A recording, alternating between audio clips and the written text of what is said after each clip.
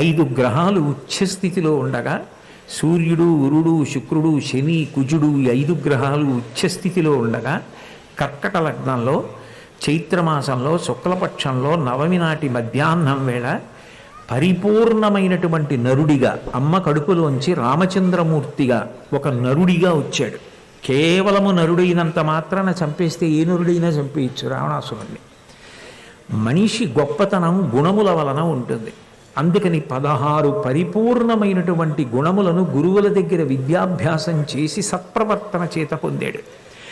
కోన్వస్మిన్ సంప్రదంలోకే గుణవాన్ కశ్చ వీర్యవాన్ ధర్మజ్ఞశ్చ కృతజ్ఞశ్చ సత్యవాక్యో దృఢవ్రతః చారిత్రేణ చకోయుక్త సర్వభూతేషు కోహితః విద్వాన్ కః సమర్థశ్చ కశ్చైక ప్రియదర్శనః ఆత్మవాన్ కో జితక్రోధో ద్యుతిమాన్ కో ననసూయకః కస్య బిభ్యతి దేవాశ్చ జాతరోషస్య సంయుగే అంటారు రామాయణం బాలకాండలో.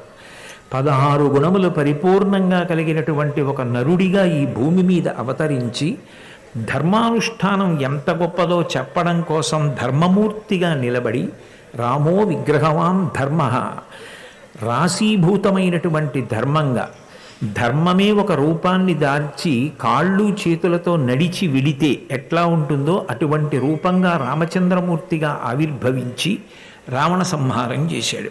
ఇప్పుడు ఆయన సరదా కోసం వచ్చాడు ఆ నరుడిగా. రావణాసురుడు అటువంటి మినహాయింపు అడిగాడు కనుక నరుడిగా వచ్చి రాక్షస సంహారం చేశాడు. అంటే ఇచ్చిన వరాన్ని నిలబెట్టుకుంటాడు, ధర్మ సంస్థాపన చేస్తూ ఉంటాడు. ఇవి రెండు ఏకకాలంలో చెయ్యడం భగవంతుని యొక్క ప్రజ్ఞా విశేషం.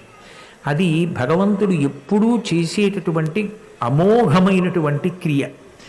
అటువంటి క్రమంలో అనేక